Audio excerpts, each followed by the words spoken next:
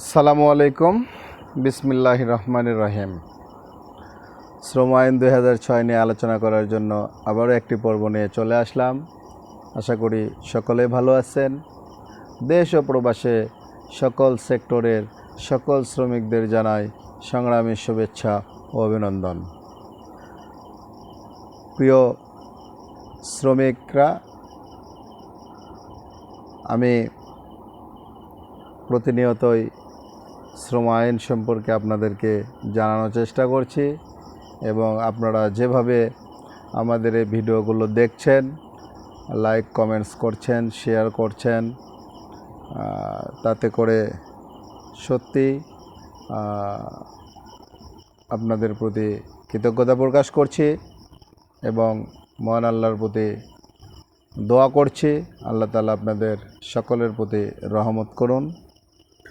আজকে আমরা আলোচনা করব শ্রম আইন 2006 ধারা 63 নিয়ে।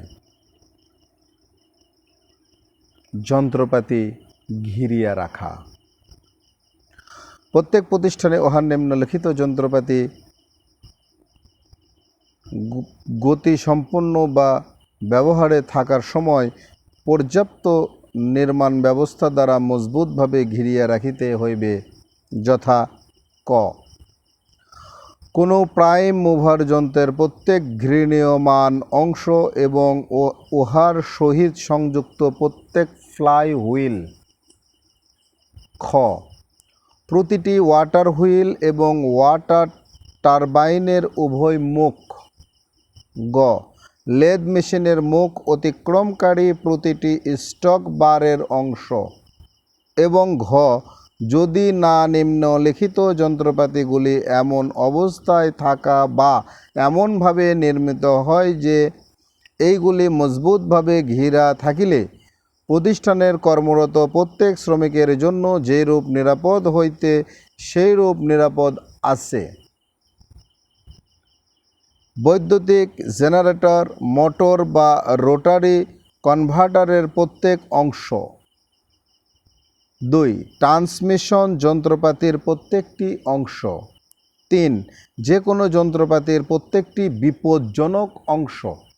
তবে শর্ত থাকে যে উপরোক্ত মতে কোনো যন্ত্রপাতি নিরাপদ কিনা ইহা নির্ণয়ের ব্যাপারে ধারা 64 এর বিধান অনুযায়ী পরিচালিত কোনো যন্ত্রপাতি পরীক্ষা বা চালু করিয়া দেখার ঘটনাটি ধর্তব্যে আনা হইবে না।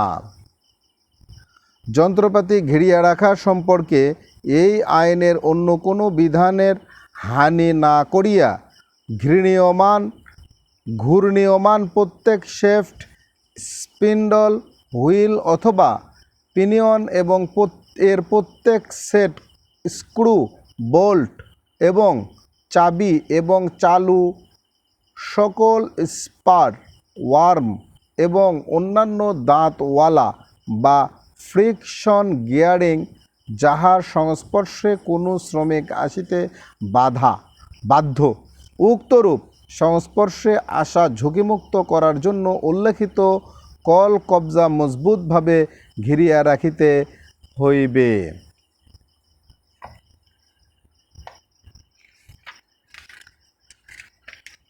আইনের ধারাটি আমরা জানলাম।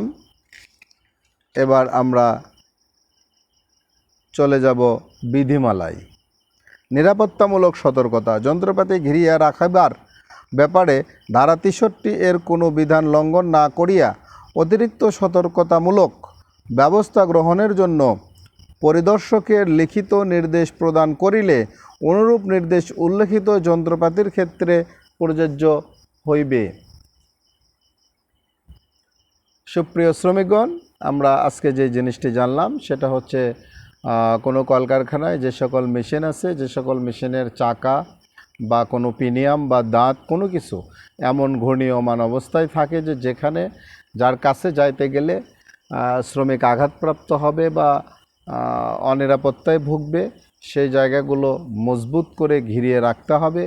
এবং এইটা কিভাবে ঘেরা হয়েছে, সন্তোষজনক হয়েছে কিনা, এ কারণে শ্রম পরিচালককে ক্ষমতা দেওয়া হয়েছে তো সকলেই শ্রমিক এবং মালিকগণ সকলেই এই বিষয়টি খেয়াল রাখবেন, কারণ একটি দুর্ঘটনা সারা জীবনের কান্না।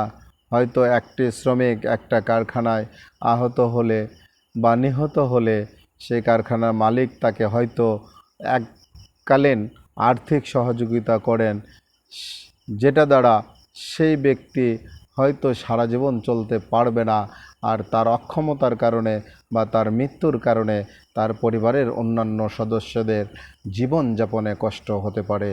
তাই আসুন মালিক শ্রমিক সকলে মিলে আমরা বাংলাদেশের আইনের প্রতি শ্রদ্ধাশীল হয়ে শ্রম আইন মেনে চলার চেষ্টা করি এবং সকলেই নিরাপদে থাকি, সুশৃঙ্খলভাবে থাকি, সুন্দর থাকি। আগামী পর্বে দেখার জন্য অনুরোধ করে সে পর্যন্ত সকলে সুস্বাস্থ্য দীর্ঘায়ু কামনা করে আমার নিজের জন্য দোয়া চাই নিয়ে আজকের পর্ব এখানেই শেষ করছি। আসসালামু আলাইকুম, আল্লাহ হাফেজ।